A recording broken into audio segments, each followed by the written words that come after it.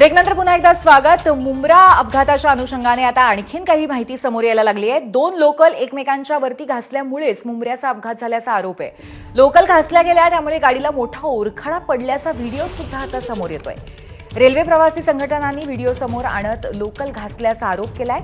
या व्हिडिओची एबीपी माझा पुष्टी करत नाहीये, मात्र अशा पद्धतीचे आरोप केले जात आहेत आणि दोन लोकल एकमेकांना घासल्याचा आरोप रेल्वेने मात्र फेटाळलेला आहे।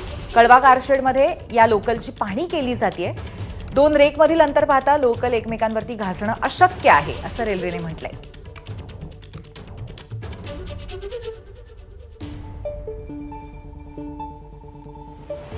आपल्यासोबत सिद्धेश देसाई आहेत, जे मुंबई रेल्वे प्रवासी संघटनेचे उपाध्यक्ष आहेत। तो व्हिडिओ समोर येतोय। तुम्ही असं म्हणतायत की दोन ट्रेन या घासल्या गेल्या कारण या वळणामुळे। कसं आहे माहिती आहे का, जो व्हिडिओ आमच्याकडे आलेला आहे आणि जे जखमींचं जी स्टेटमेंट आहे ते खूप महत्त्वाच्या ठरतात अशा केसमध्ये। मला वाटते की ती चौकशीच करण्यात आलेली नाही आहे। यांनी सगळ्यात पहिले सांगितलं की पुष्पक एक्सप्रेसमधून माणसं पडली, त्याच्यानंतर खूप वेळानंतर त्यांनी सांगितलं की ट्रेनमधून पडली, त्यामुळे रेल्वेला ह्याबद्दल माहितीच नव्हती।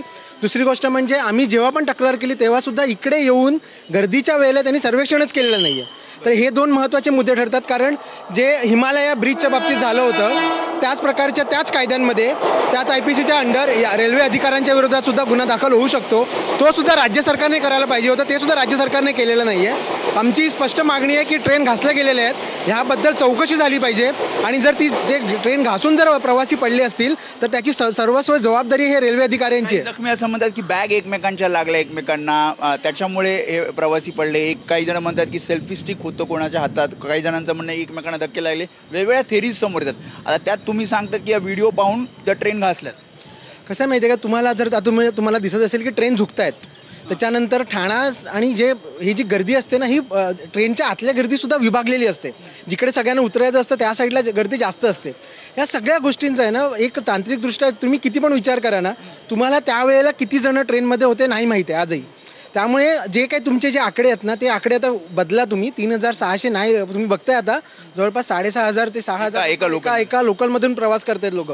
म्हणजे एवढ्या जर प्रचंड संख्येत जेव्हा होतात ना, तेव्हा तुमचे कॅल्क्युलेशन सगळे बदलतात आणि त्या अनुषंगाने तुम्ही विचार करणं गरजेचं आहे। पण आमचा प्रश्न आहे की जबाबदारी कोणाची आहे? शेवटचा प्रश्न, जर एकमेकांजवळून जातात, एकमेकांना घासल्या जातात, तर त्या ट्रॅकहून सुद्धा बाजूला येऊ शकत होत्या ना, तसं झालं नाही, त्या पास झाल्या।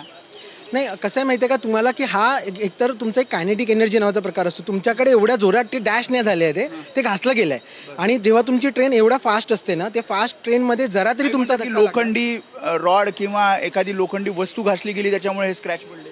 कसं मी तेच म्हणतोय ना की मी एक लोखंडी वस्तू कुठून तरी येणार नाही ना। दोन ट्रेन त्यावेळेला एकमेकांच्या जवळून जात होत्या तेव्हाच हे झालेलं आहे। म्हणजे हे तर खोटं नाही आहे की ते दोन ट्रेन एकमेकांपासून जात होत्या। तर ह्या सगळ्या गोष्टींमध्ये आमचं तेच म्हणणं आहे की कुठेतरी रेल्वे काहीतरी लपवत आहे, ते लपवू नये। आम्हाला हे बघा, आम्हाला काही DRM विरुद्ध का आम्हाला हे नाही, काही ते सुद्धा चांगलं काम करतायत, पण ह्याच्याबद्दल चौकशी पुढे लोक नाही मिली पाहिजेत।